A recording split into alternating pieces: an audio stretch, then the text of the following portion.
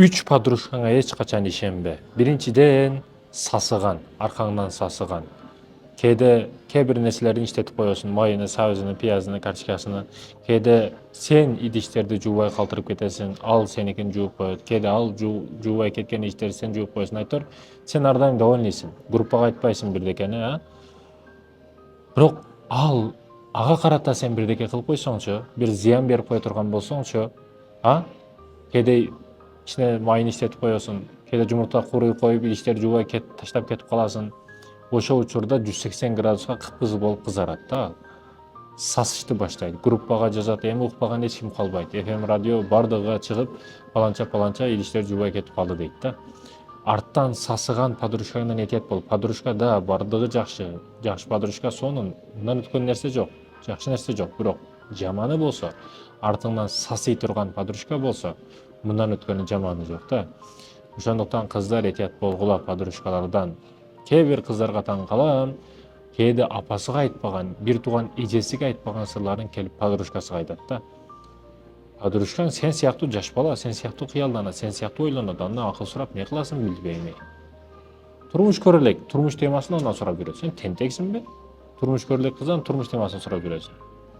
Да, ал учурда коркконлуктан, кыжалаттыктан кимден жакшы сөз чыгат экен деп кулагыңда, жан дүйнөңдө калып калган учур болот. Бирок чоң апаларга бар, чоң энелерге бар, алар айтат жакшы кеңешти. Ошондон экен аракет кыл, жакшы подружка тандыганга, жакшылар менен болгонго. Чөйрө бузуп коет.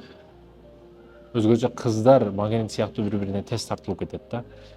Мисалы 10 подружка экөөсү ичидеги жаманыраак болсо, балдар менен сүйлөшүп, балдар менен ар нерсе болуп, түнкү клубтарга барып, түнү менен жүрүп, арки менен жүрүп, ар кандай машинада түшүп, ушундай боло турган болсо, калган 8 кызды да бузуп коет да, ошол эки эле кыз. Ошондуктан кыздардын магнити күчтүү болуп, бири-бирин тез эле бузуп коет да. Жакшы чөйрө түзгөнгө аракет кыл. Подружкаң менен этият бол. Эже карындашым. Чөнтөгүңүз так түгү менен куруп, курумсак болуп, эч нерсе калбастан акыркы тыйындар дагы жоголуп кеткен учурда аялыңыз келип, мынага 1000 сом бер, 5000 сом бер деп атса, бар кет, бар жогол, акчам жок дебеңиз. Алхамдулилла деңиз, шүгүр кылабыз. Неге дебейсизби? Себеби мекендешим, кээ бирлерде ошол аял дагы жок да. Аялы жок. Сизде жок дегенде аялыңыз бар экен го. Шүгүр кылыңыз. Эркек киши аялдан тарынбаш керек. Тарынган эркек өлгөнү жакшы. Эркек киши да тарынабы, болгондо да аялынан тарынабы. Кээ бирөөлөр ынжык, мынтип жаш бала, өзүдөн өзү жаш баланы жагып алат. Аялын эркелемиш болуп, анан барып ошол зычук айланат да. Жаш кыял кеч болбу, эркек бол. Аялдан да тарынасың, аял менен дагы айтышасыңбы? Эркек деген сүрү болот, урматы болот, сыйы болот. Качан болот? Качан майда болбосоң, качан сүрдүү болсоң, качан өзүңдүн ордуңду билсең. Болсо болбосо эле айтышып, болсо болбосо эле зычуу кылып, арзыбаган нерсе дагы кымбат деп, акча бербей, аны бербей, муну бербей. Ким берет өзүң айтсаң, акчаны ким берет сен бербесең? Мисалы үчүн, эр болуп берсең бербесең ким берет? Чайың кызыксыз, 95 85 көк чайбы, кара чайбы, памир чайбы, дымдама чайбы, самовар чайбы айырмасы жок. Ким менен отуруп ичип атканың маанилүү. Кофең да, кахваң дагына американо, капучино айырмасы жок. Вьетнамский кофеби тазасын оригиналдан. Адыңдагы адам оригинал болуш керек да.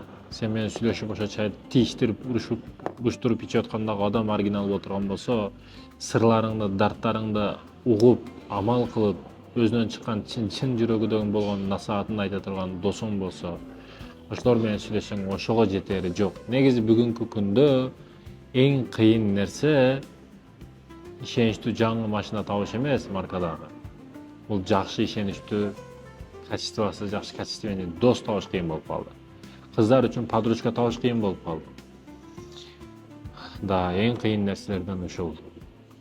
Досуңузду кадырга жетиңиз. Эгер ушундай досуңуз болсо, барып пешенеден алыңыз. Андай достор саналуу дүйнөдө. Адам алейхисаламды Аллах Таала жараткан, эч кандай ата-энесиз жараткан. Иса алейхисаламды атасыз жараткан. Адам алейхисаламды жараткандан кийин анын кабыргасынан Хава энебизди жараткан, Обой энебизди жараткан. Мен эмнени айткым келет? Хава энебиз кызганыч маселесинде жер жүзүндө аял заты болгон эмес. Бирок мен сыяктуу аялды жаратып койбосо экен деп кабыргаларды эсептеп коет экен да.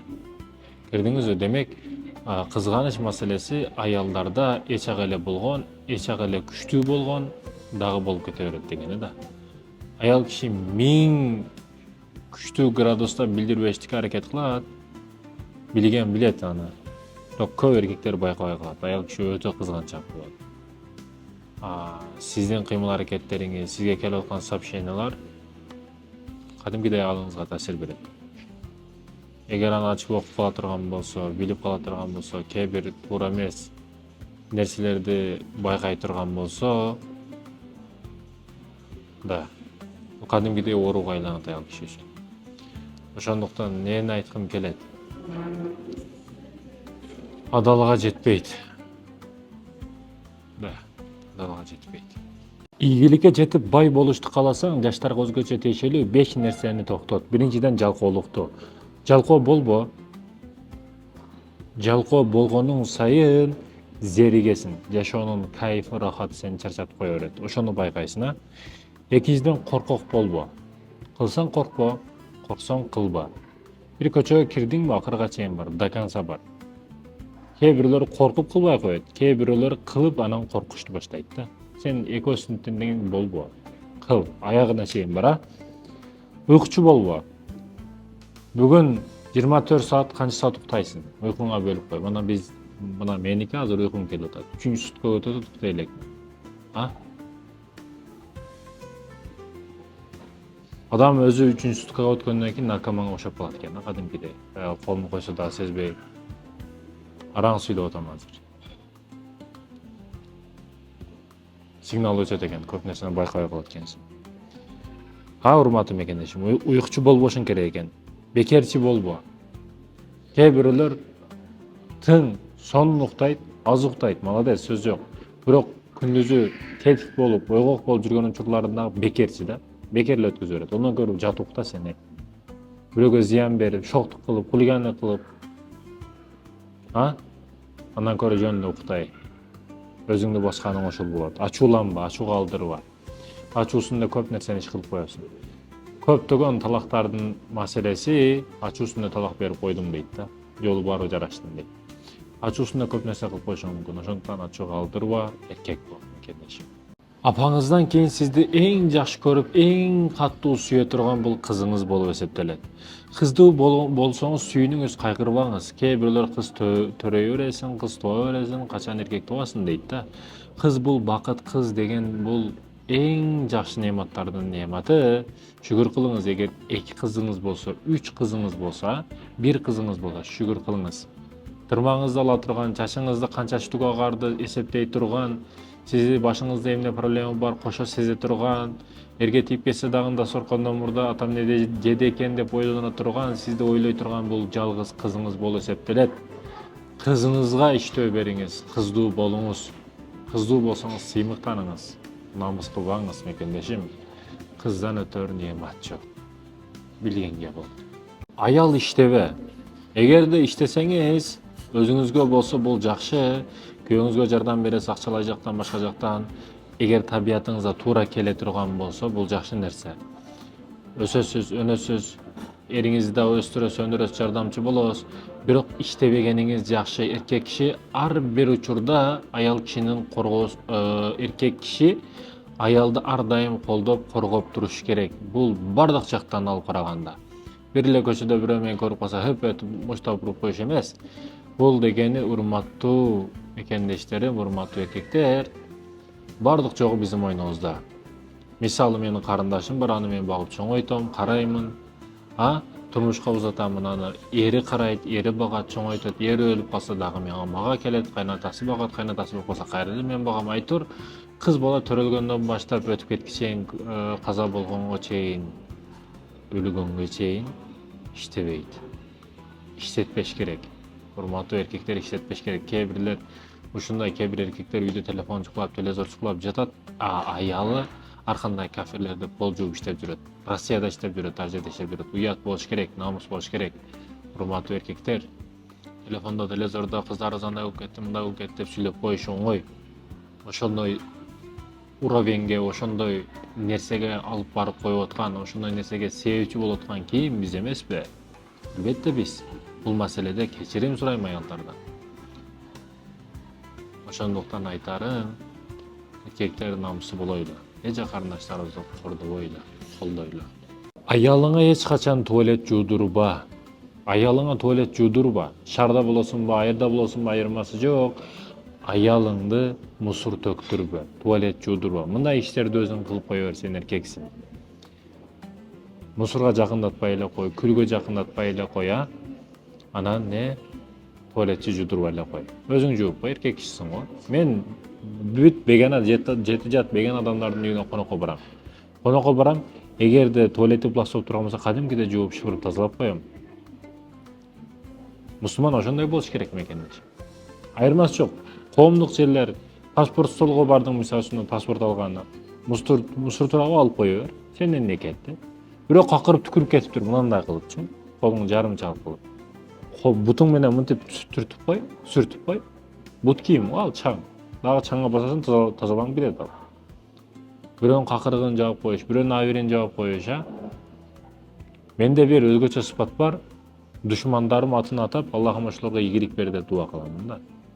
Сиз да ошол жолго өтүңүз. Өзүңүздү кое бересиз ошол учурда. Эркин болосуз. Өзүңүздү камак түрмөгө тыкпайсыз. Анан аларга калганыңыздан кийин Аллах Таала сизге кантип бербей койсун. Өтө көп ийгиликтерге жеткизип коет. Мен буга 100% кепилдик берем мекендешим. Кыш келиштен мурда тележерлерге мынтип клеенка кагат эдик да. Дастечкалар менен атам яш чыгарат эле, башка кылат эле, ошолорду кагып, анан печкаларга отундарды башка жерден алып келип, Өзбекстанда ал учурда граница жок эле, туттарын кесип келип, ошентип тирүүлөк кылат элек да. Баягы бир шымыбыз жыртылса, агадан энеге өтөт деген система бизде болгон да. Шымды шымга кийип, жамап, ошондой үй бүлөдөн чыккан адамдарбыз. Биз акчанын кадырын билебиз, жашоонун кадырын билебиз, убакыттын кадырын билебиз. Мына телефондун кадырын билебиз. Ошон үчүн мен айтарым, айылдан чыккан красавчиктер. Сүйүнүп кетем да, паланча айылданмын, Жалал Абадтанмын, Оштонмун, Ысыккөлдөнмүн, айылданмын дегендерди пешенесинен өпкүм келет бар. Булар акырына чейин барат да. Себеби кыйынчылык менен чоңойгон булар. Мал кайтарып, кой кайтарып, ошо тоодон түшпөстөн. Саартан кечке тренировка да. Кою ар жерге кетип калат, басып барып, чуркап барып, кайтарып келиши өзү кыйын иш. Саартан кечке тренировка.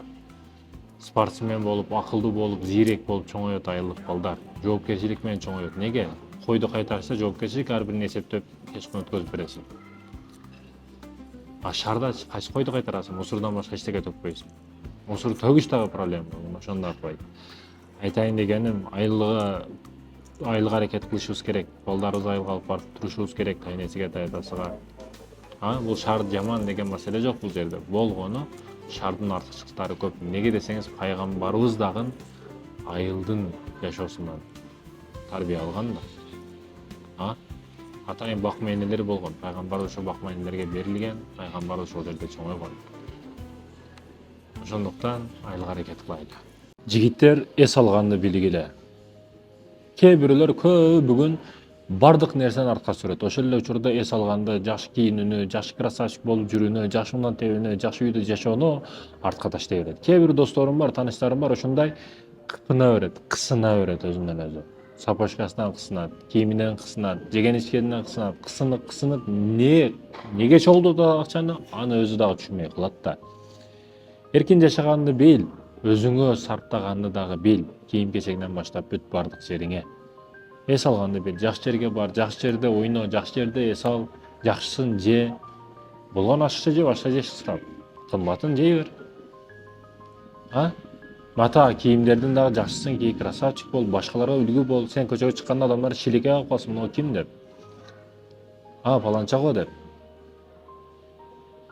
2 этаж үйдү 50 жашка чыгып 2 этаж үй салыштын не кереги бар сага? 60 жыл 10 жыл 2 этаж үйдө не кыласың? Кеселден соолугуң менен. 60 жаштасың, 5-70 кетип калсың чалдардын машинасында. Не кереги бар сага? Молодой сон машиналарды мин, жакшына жүр. Аллах Таала берген нерселерин пендесинин үстүндө көргүсү келет да. Кысына берсең бир жерден кысып чыгып кетет. Ошондуктан келечекке таштай берет да көп нерсени жаштар өзгөчө. Келечекте кылам, Караганда чалам, Караганда саякат кылам.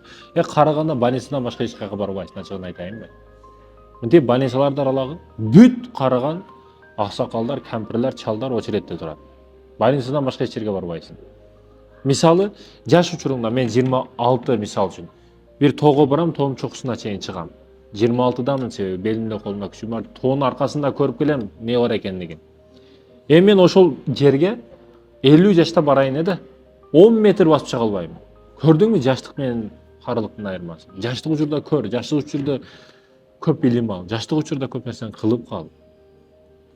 Бул ар тармактуу айтып атам мен. Жалкоо болбо. Эч бир адамдын бизден өзгөчө жери жок. Эч бир адамдын, Путиндин дагы, Трамптын дагы эч бир адамдын бизден өзгөчө жери жок. Өзгөчөлүк эмгегинде. Бизден көрөк эмгек кылган, тезирээк эмгек кылган көп нерсеге жетип койду да. İşletti. İşlet.